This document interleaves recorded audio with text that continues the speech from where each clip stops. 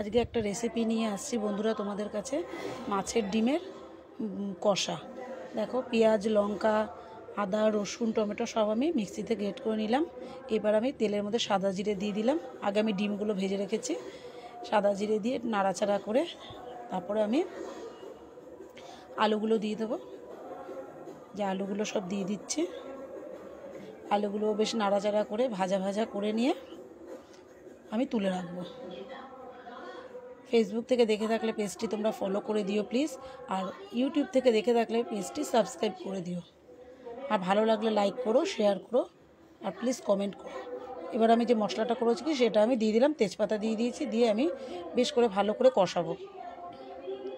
কষানো হয়ে গেছে। এদিকে আমি ধনে জিরের গুঁড়ো, লঙ্কার গুঁড়ো, নুন আর মিষ্টি আর হলুদ দিয়ে এটাকে দিয়ে দিলাম। আর আমি ধনে আর জিরের গুঁড়োটা একসঙ্গে মিশিয়েই রেখে দিই। এবার আমি ওটা ধুয়ে একটু বাটিতে করে জল দিয়ে দিলাম।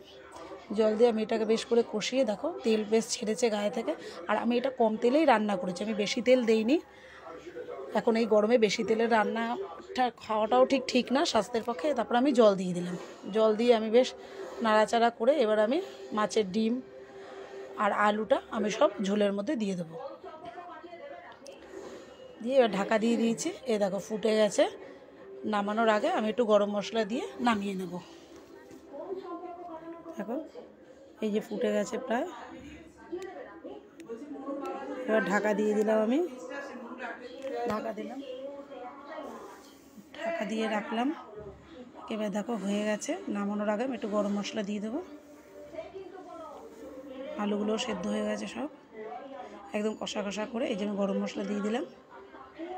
একদম মাখা মাখা হয়েছে এটা।